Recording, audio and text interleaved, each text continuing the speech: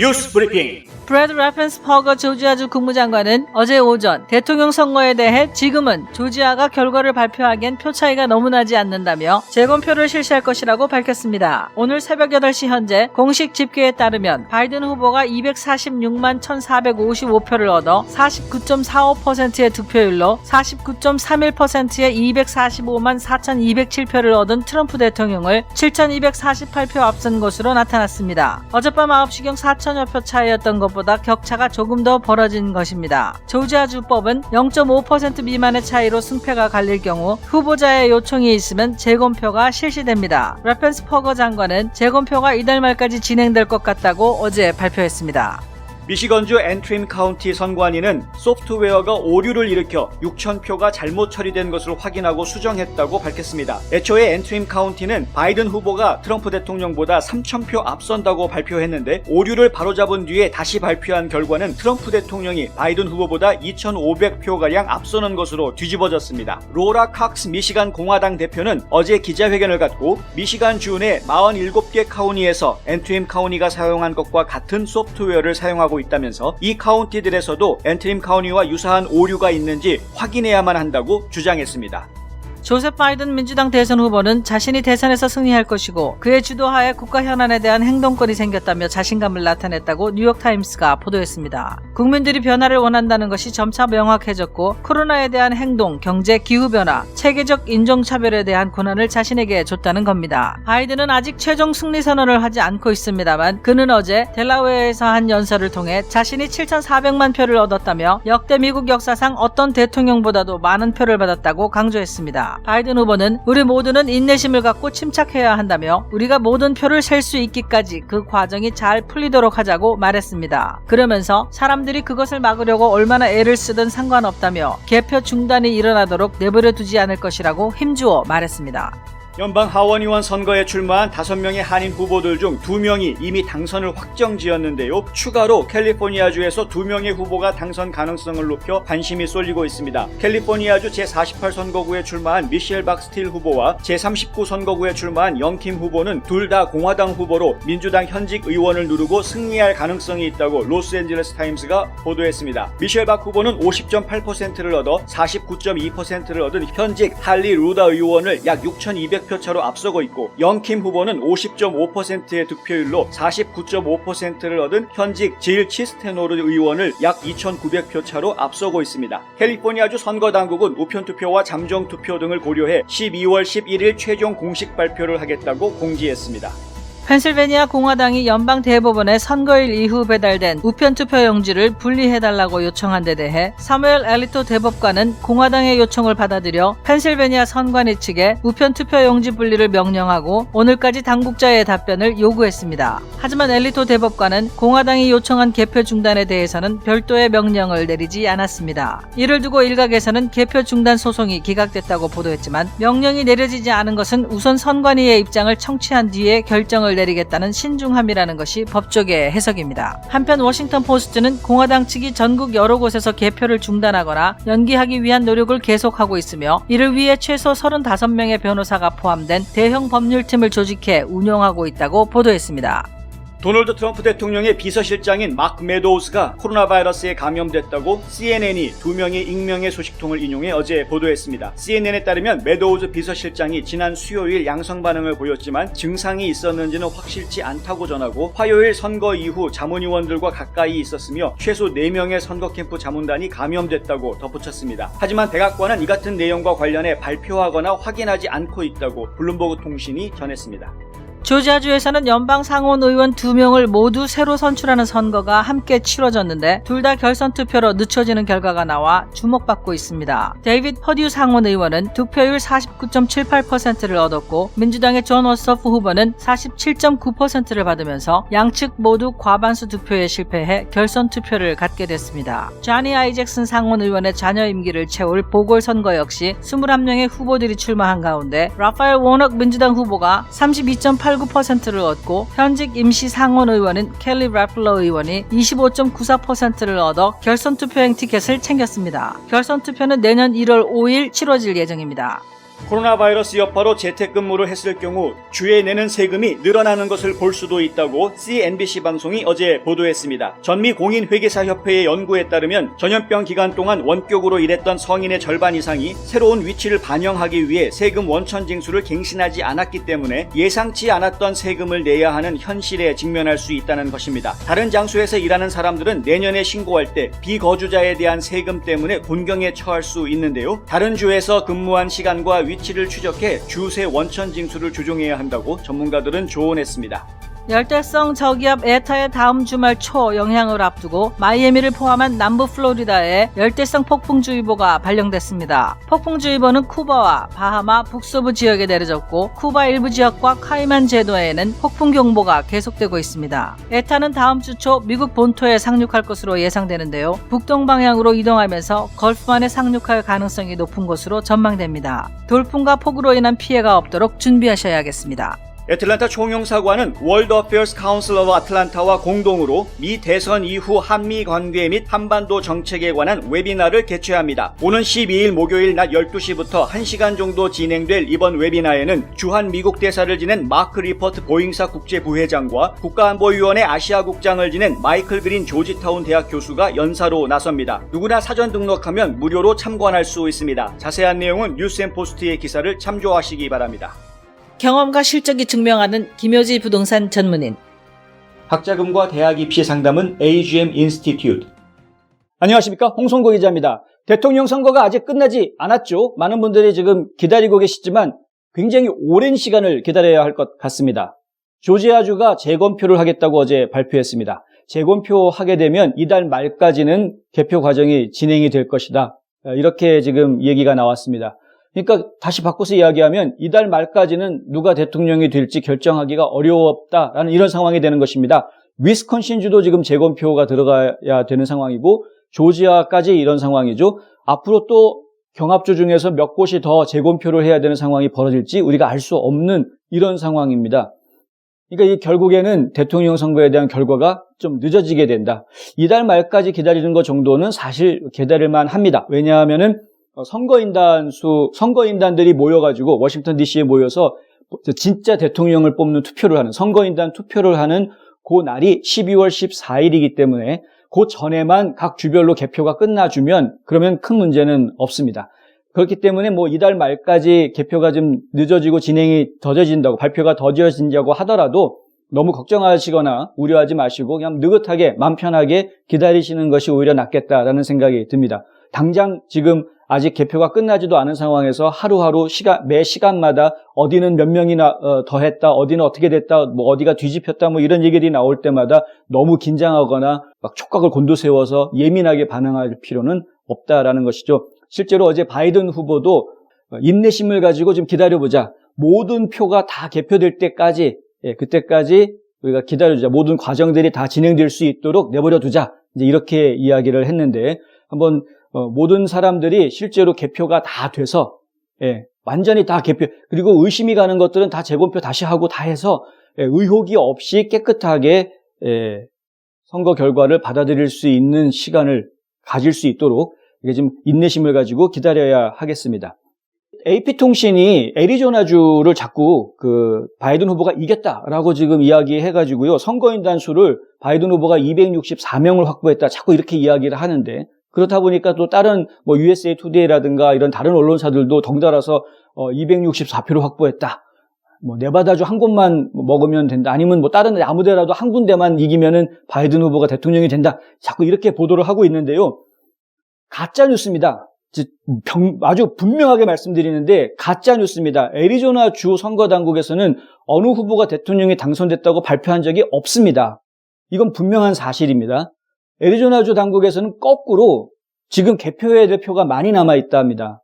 원래는 이번 주에 발표가 나올 것으로 예상했다가 이 개표해야 될 표가 너무 많아서 선상 다음 주나 돼야 발표를 할 수 있다. 이런 입장이고요. 그것도 지금 우편투표랑 잠정투표들까지 다 하려면 다음 주 말이나 돼야 가능할 것 같다라는 게 애리조나 주 선거당국에서 전망하고 있는 일정입니다.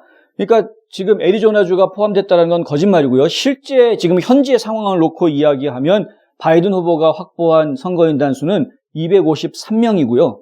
그리고 트럼프 대통령이 확보한 선거인단 수는 214명이고 요즘 상황은 이런 겁니다. 그리고 지금 저희가 생각해야 될 부분들이 이 만약에 선거인단 수가 뭐 여차저차 해가지고 모자라게 될 경우 혹은 트럼프 대통령이 연방 대법원까지 계속 소송을 이어가서 연방 대법원까지 소송전이 이어졌을 경우 과연 어떤 일이 벌어지느냐 이것도 한번 생각해 봐야 되겠죠. 자, 일반적으로는 만이 270명의 선거인단을 확보하면 그러면 게임은 끝난다라고 이해하고 계시죠. 12월 14일 날 선거인단 투표가 열려서 대통령을 당선시켜야 진짜 게임이 끝나는 것인데 그냥 270명만 모으면 다 된다라고 이렇게 지금 오해하실 수 있습니다. 이게 오해의 소지가 있다라는 걸 저희가 일단은 말씀을 드립니다.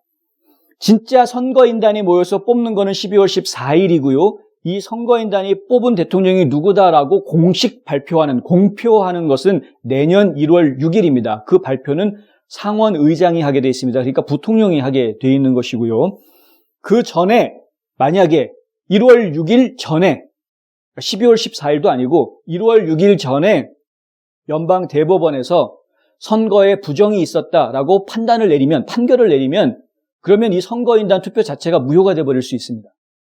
선거인단의 구성을 했던 선거가 무효이기 때문에 부정선거라면 당연히 그 선거가 무효가 되는 것이죠. 그래서 무효가 되기 때문에 그 선거인단도 무효가 되는 것이죠. 그래서 연방 대법원이 만약에 부정선거다라는 판결을 내리게 되면은 그럼 어느 한쪽 후보가 자격을 상실하게 되고 반대쪽 후보가 결국은 그 주에서는 승리를 하게 되는 이런 상황이 되기 때문에 이 선거인단 투표 자체가 의미가 없어지는 그 자체가 무의미해지는 이런 결과를 가지게 됩니다. 결국에는 연방 대법원 입장에서는 그 선거를 다시 치러라라고 하기에는 상당히 어려운 상황이 돼버리고요. 그리고 선거인단을 다시 보내시오 해서 선거인단 투표를 다시 합시다라고 말하기도 상당히 애매해지는 그런 상황이 되고요. 그래서 결국에는 연방 하원이 그리고 연방 상원이 대통령과 부통령을 결정하도록 그렇게 조치하게 될 수밖에 없는 그런 상황이 되는 것이죠. 지금 연방 하원에서 만약에 대통령을 선출한다 그러면 트럼프 대통령이 될 가능성이 99.9%고요. 연방 상원에서 부통령을 선출해라. 현재 상태로는 마이크 펜스 부통령이 부통령으로 다시 당선될 확률이 99.9%가 됩니다. 왜냐하면은 지금 현재까지 진행 상태로 봐서는 연방 상원이 공화당 의원이 52명인 상태로 좀 더 많기 때문에 그렇게 되는 것이죠. 문제는 이제 이렇게 만약에 대통령이 당선이 된다고 하면 트럼프 대통령 입장에서는 정식으로 선거에 의해서 당선된 대통령이 아니라 법원에서 만들어준 대통령이다 해서 이제 법원 대통령이다라는 꼬리표가 따라붙게 된다라는 겁니다. 이게 상당히 좀 불미스러운 아주 불명예스러운 것이 되는데 이렇게 되면은 트럼프 대통령이 2기 집권을 할 때 조기에 레임덕을 겪는 현상이 나올 수도 있지 않느냐 이런 우려를 할 수도 있는 부분이죠. 그리고 트럼프 대통령이 과연 국민들의 신뢰를 충분히 받지 못한 상태에서 대통령이 돼가지고 이 나라를 제대로 이끌어갈 수 있겠느냐 하는 우려도 함께 나올 수 있는 그런 상황이 될 수 있습니다. 그래서 사실은 법원 대통령을 만들어내는 것은 바람직한 일은 아닙니다만 그런 일이 벌어지지 않고 지금 정상적으로 모든 의혹이 없이 투표에 대한 모든 의혹이 없이 다 밝혀져서 합법적으로 합리적으로 대통령이 선출이 되어주기를 바라는 것이고 그것이 어떤 대통령이 되던 간에 국민들이 그 선출된 대통령에 대해서는 인정하고 받아들일 수 있는 그런 그 마음의 여유를 좀 가질 수 있는 그런 상황이 됐으면 좋겠다라는 게 저의 바람이고요. 한 가지 좀 다행스러운 건 이건 좀 불행 중 다행이라고 말씀드릴 수 있을 것 같은데 그나마 개표가 늦어지면서 상당히 좀 시간이 길어지다 보니까 저희가 어떤 것들을 겪게 되냐 하면은 격해졌던 마음들 이 선거에 관심이 확 올라서 열기가 확 올라서 마음이 격해졌던 이 지지자들이 좀 쿨다운 할 수 있는 시간을 가질 수 있지 않겠느냐 이런 기대를 좀 해볼 수 있다는 겁니다.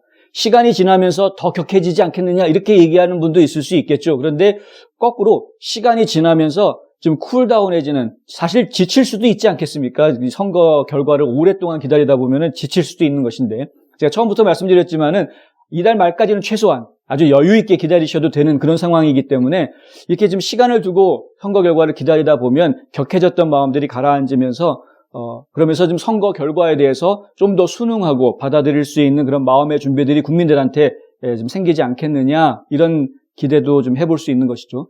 어찌됐든 간에 좋은 대통령이 당선이 되길 바라고, 또 누가 대통령이 되던 바이든 후보가 말한 것처럼 어떤 한 당을 대표하는 대통령이 아니라 미국민 전체를 대표하는 통합의 대통령이 되어줘서 이 나라를 좀 잘 이끌어가 주기를 바라는 마음은 저뿐만이 아니라 모든 국민들의 한결같은 마음일 것이라 생각합니다. 감기 환자를 위한 출입구 따로 있습니다. 김시현 내과. 한 곳에서 시작되는 안정된 미래, 선우앤 선우 종합보험. 예, 미시간주에서 어제 나왔던 보고인데 이게 상당히 좀 관심을 끌만한 내용이어서 제가 좀 소개를 해드리려고 합니다. 앤트림 카운티라는 카운티에서 바이든 후보가 이겼다라고 선거 당일날 발표가 나왔었는데, 그런데 소프트웨어에 문제가 있다라는 것이 발견이 된 겁니다. 이건 선거 당일날 밤에 이미 발견이 된 겁니다. 그래서 이거 다시 집계해야 된다 한 거죠. 그래서 집계를 다시 했습니다. 이번에는 컴퓨터에 의존하지 않고 사람들이 직접 수개표를 했습니다. 그랬더니 이틀이나 걸렸는데 어제 그 수개표한 결과가 발표가 됐는데요.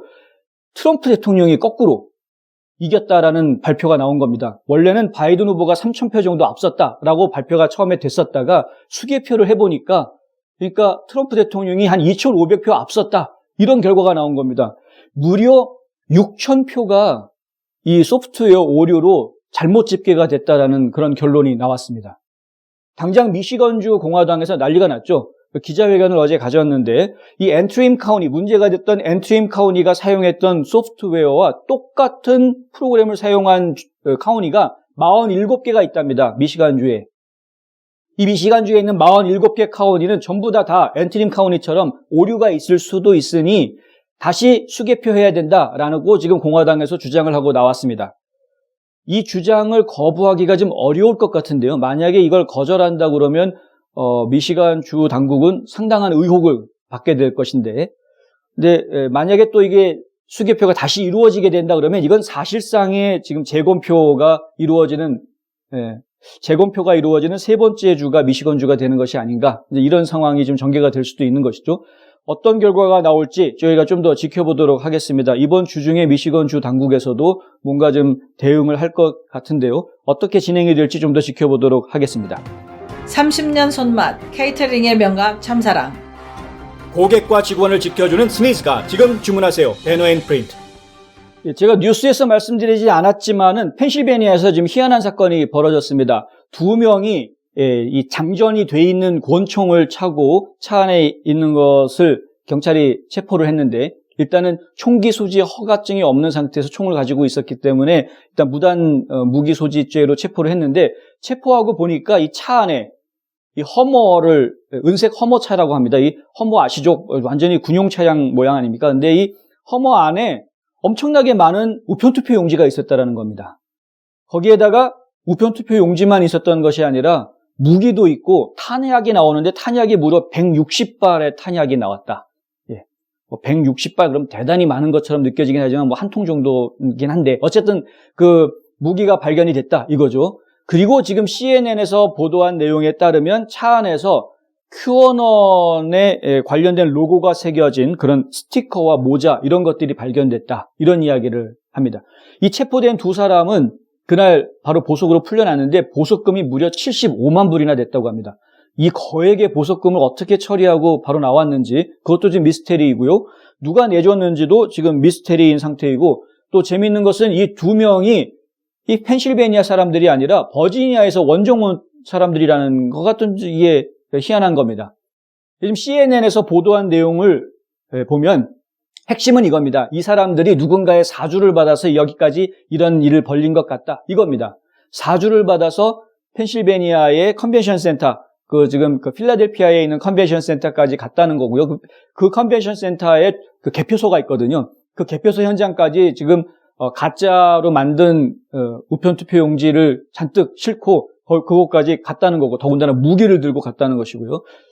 도대체 무슨 생각으로 간 것이냐. 여러분들이 상상을 할 수 있는 시나리오가 나오지 않습니까? 막 이 상상의 나래를 펼 수 있는. 근데 그 상상의 나래를 펴면은 예를 들어서 QAnon 관련 스티커와 모자가 있었다고 하니까, QAnon이면은 당연히 트럼프를 지지하는 사람들이니 그 표는 그럼 트럼프를 지지하는 그런 표들이 아니겠느냐. 그걸 갖다가 지금 투표소에 쳐들어가가지고 무장강도들이 들어가가지고 그 표를 갖다 다 섞어버리고 그냥 다다다다 해버리면은 이런 이상한 짓을 지금 하려고 했던 것이 아닌가, 이런 이제 의심을 할 수 있는 것이죠. 그런데 조금 더 머리를 더 쓰면 그러면 또 의심에 의심을 또 할 수가 있죠. 야, 누군가가 트럼프 대통령한테 누명을 씌우려고 QAnon을 가장해서 사람들을 그렇게 보내고 일부러 경찰에 잡히게 하고 그다음에 경찰에 잡혀 들어가니까 바로 기다렸다는 듯이 가가지고 보석으로 확 풀어내는, 그 보석금이 엄청났음에도 불구하고 그냥 풀어서 데려 나오는, 이렇게 한 것 아니냐. 그러니까 의도적으로 함정을 만드는 거 아니냐. 예, 어느 쪽 추측이 맞을지 알 수 없는 상황입니다. 현재로서는 그건 알 수 없는 상황인데, 어찌됐건 간에 지금 이런 일들이 보도가 되고 있다. 저희가 이걸 뉴스로 소개해드리지 않고 제가 이렇게 말로 설명해드리는 거는요, 이게 뉴스로 전달하기에는 사실 지금 불분명한 내용들이 너무나 많은 사건입니다. 이런 사건들은 아까도 말씀드렸지만 코에 걸면 코걸이, 귀에 걸면 귀걸이식으로 해석할 수 있는 사건이기 때문에, 이게 누군가 사주했다 그러면 그게 누구냐 했을 때 정말 QAnon이 한 짓이냐 아니면은 QAnon을 가장한 안티파가 한 짓이냐, 이걸 알 수가 없거든요. 근데 이렇게 알 수 없는 사건을 뉴스 보도로 내보내면 그러면은 오히려 혼란만 더 키우는 꼴이 되죠. 오히려 이런 뉴스를 자꾸 내보내는 의도가 더 의심스러운 이런 상황이 되기 때문에, 그래서 저희가 뉴스로 전해드리지 않고 좀 생각해 볼 여지가 많은 사건이어서 이렇게 말로 이야기해드리고 있습니다. 선거 개표가 자꾸 지연이 되다 보면은 이런 일들, 불미스러운 이야기들이 지금 계속 나올 수 있습니다. 그 중에 상당 부분은 음모론들이 많습니다. 예를 들면은 그 선거 투표용지에 트럼프 대통령이 미리 알고 대비를 해서 워터마크를 해놨기 때문에 빼도 박도 못한다, 다 걸려들게 돼 있다. 이제 이런 이야기를 지금 인터넷상에 돌고 있는데, 이거 음모론입니다. 이거는 잘못된 정보인데요. 뭐냐면은 이 투표용지는 연방기관에서 관여할 수 있는 게 아닙니다. 주정부에서 모든 투표용지를 관리합니다. 주정부가 직접 주 국무부가 이걸 관리를 해서 직접 주 국무부가 계약한 인쇄소에서 투표용지를 인쇄를 하게 되어 있습니다. 그러니까 거기에는 연방정부가 어떻게 중간에 들어가가지고 뭐 워터마크를 하거나 뭐 이럴 수 있는 그런 방법이 없습니다. 그렇게 하도록 내버려 두겠습니까? 만약에 제가 민주당 출신의 주 국무장관인데, 근데 우리 주에서 지금 투표용지 쓰려고 하는데 거기에다가 연방정부에서 누가 와가지고 워터마크 할 수 있게 그렇게 내버려 두겠습니까? 그런 일은 벌어지지 않았다. 그러니까 워터마크 건은 그냥 음모론이다. 잊어버리십시오. 그런 거는 사실이 아니다. 대신에 이제 네바다주에서 있었던 일이 있죠. 그러니까 이건 부정선거 정황이다 해가지고 증인도 나왔고 3,000명의 주소지가 잘못된 사람들이 투표한 정황들, 이런 것들이 지금 연방법무부에 보고가 돼 있고, 그래서 FBI가 지금 수사를 시작한 그런 상황이 있죠. 이런 것들은 저희가 사실로 받아들일 수 있는 내용들입니다. 그러니까 그런 부분들은 이제 사실로 드러나는 부분들만 가지고도 지금 충분히 얘기할 수 있는 정황들이 많이 있기 때문에, 트럼프 캠프 측에서는 그렇기 때문에 굳이 지금 사실로 증명할 수 없는 음모론을 가지고 이야기할 필요는 지금 없다. 그 말씀도 같이 말씀을 드리겠습니다. CNN도 그렇고 트럼프 캠프 선거 측도 그렇고 지금 쓸데없는 지금 사람들을 혼란스럽게 만드는 그런 이야기들을 자꾸 양산내는 것은 곤란하다. 그리고 거기에 우리 국민들이 현혹돼서는 안 되겠다. 이런 말씀 드리고 싶습니다.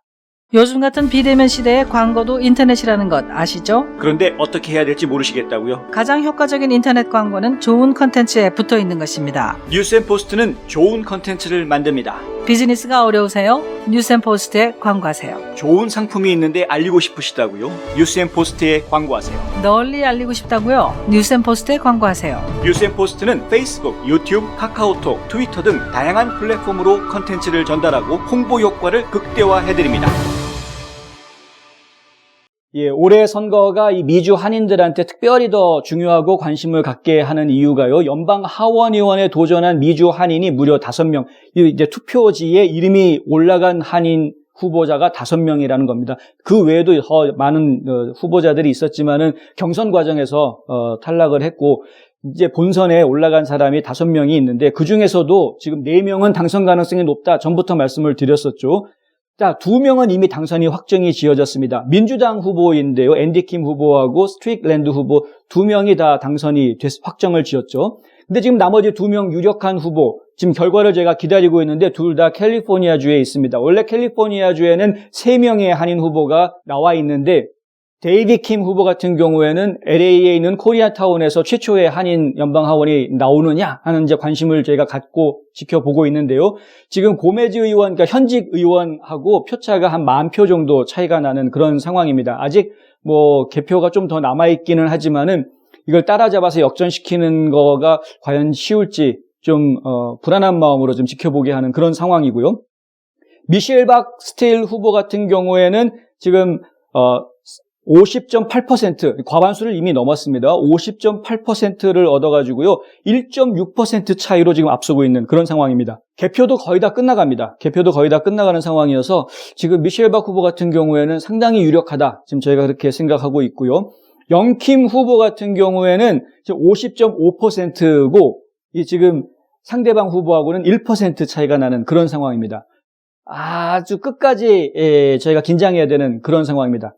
캘리포니아주 선거관리당국의 홈페이지를 보니까요. 어떤 말이 써져 있냐면 공표되어 있는 말 중에 12월 11일까지는 선거 결과가 바뀔 수 있다라는 말이 쓰여져 있습니다. 개표가 지금 카운티별로 쭉 나오고 있는데 상당수의 카운티들이 99% 내지는 100% 개표가 끝났다라고 이제 이야기하는 카운티들이 계속 지금 나오고 있는 상황입니다.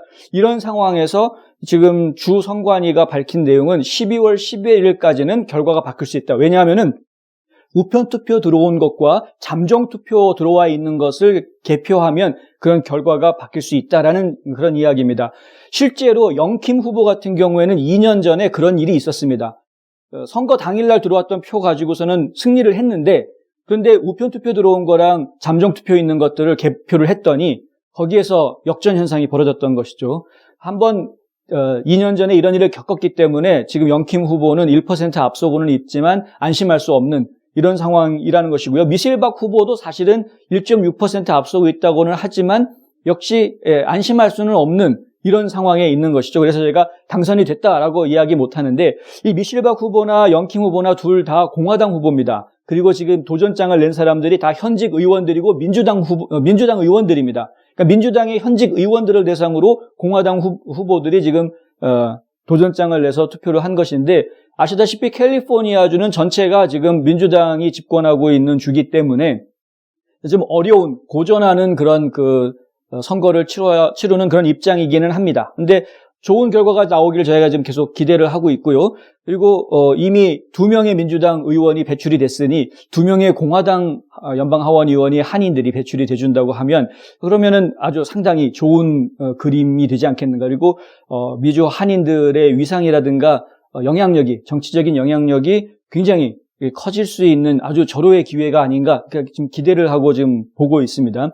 이런 결과가 나오기까지 이 미주 한인 사회에서 많은 분들이 이런 일들의 정치력 신장에 관심을 가지고 이런 활동들을 계속 해왔습니다. 정말 전국 곳곳에서 이 미주 한인들의 정치력을 키우기 위한 노력들이 진행이 되어져 왔었는데 드디어 이제 뭔가 결실을 맺기 시작하는 것 아닌가 하는 것이어서 저희가 지금 아주 관심을 가지고 계속 지켜보도록 하겠습니다.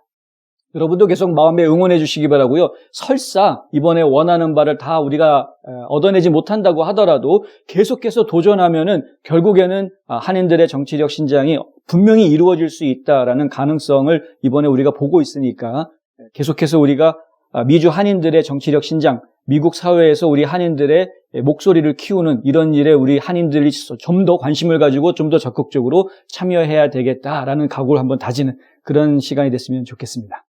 홍성구의 뉴스 브리핑은 오늘 여기까지 하겠습니다. 저는 다음 주에 다시 찾아뵙겠습니다. 시청해 주셔서 감사합니다.